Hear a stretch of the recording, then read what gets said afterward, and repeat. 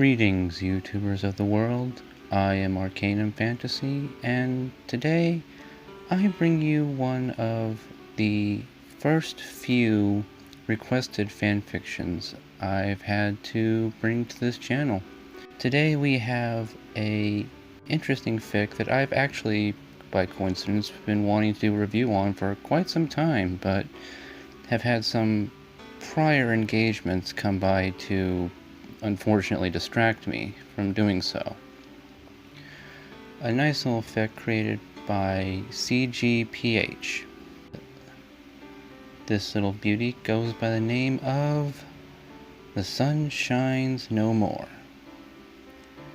Now, this is an EQG fic, which I will admit tends to make things rather difficult when it comes to finding good stories. Most of these tend to be one-shot slapsticks, such as one where Sunset Shimmer introduces Twilight to the concept of being an omnivore. Or they tend to be extremely overdone and exceptionally predictable, such as the anonymous subgenre, and any kind of fanfic that is based off of the Equestria Girls movies. But this one is actually a really interesting emotional roller coaster. But I'm rambling. Let's get to the meat of this beauty. The fic starts off with Sunset coming out of a library after having a group study session with her friends, Twilight included, which would place this fic to be after the events of friendship games, something that's very seldomly done, but I digress. On her way home, she gets jumped and almost beaten to death by the Dazzlings. Well, two of them to be exact. One of them, Sonata, desperately tries to keep her two sisters from actually doing the deed to Sunset. Something that, while I don't consider to be too surprising, find to be a very nice little touch in regards to Sonata's character, as she's usually played off as being an airheaded ditz or some sort of demonic Pinkie Pie. In this one, she's played off as being a very kind and compassionate character, something that her sisters unfortunately don't really get much of, something that becomes extremely apparent close to the end of the fic. Naturally, Sunset becomes extremely paranoid, jumping at shadows and all around becoming a complete wreck. Then again, what would you expect from having a near-death experience with people who, by all accounts, should be completely powerless? Anyway. It's only thanks to Rarity, who unfortunately had to help her sister get out of a similar situation, that Sunset's able to get over her PTSD and even get to the point where she confronts the sirens.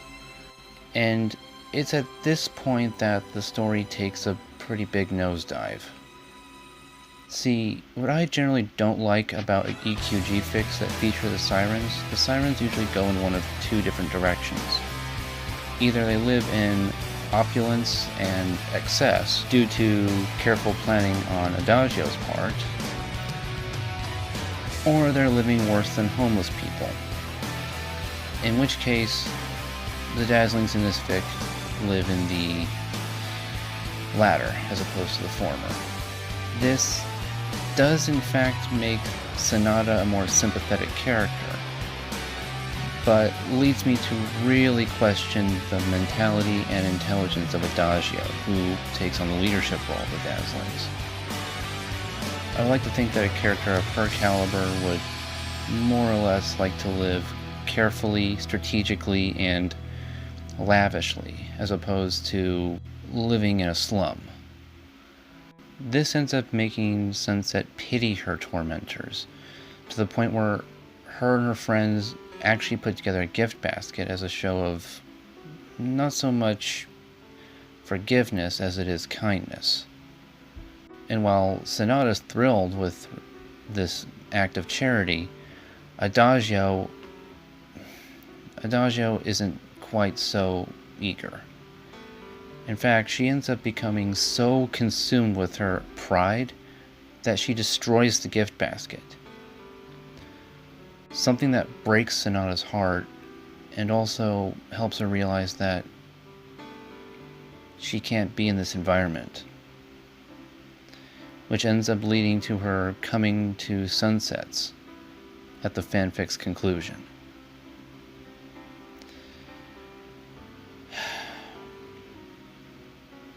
This story is very emotionally charged, and to be honest, I love that about this fic. With the exception of how the Dazzlings are portrayed, which I know they had to be portrayed that way. They wouldn't have jumped sunset to begin with if they weren't in this situation.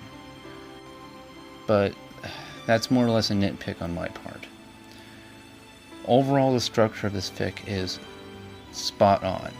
Spelling, grammar, pacing, all of it is really well thought out and excellently done. However, I can't exactly claim it to be perfect, though I can give each of the 3 categories a 9.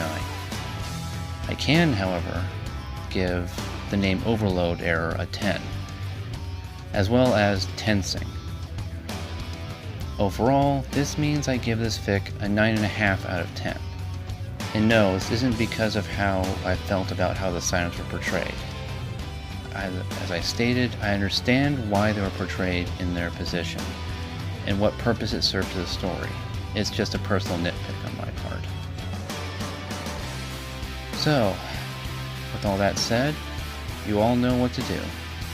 Like, comment, subscribe, and if you're feeling particularly generous, stop by my Patreon account and leave a small donation. After all, every little bit helps. Also, be sure to stop by this author on FimFiction. She, or he, are incredibly talented, and I highly recommend everything they've written so far. So, with that, see you all in the next review of your pony. Bye.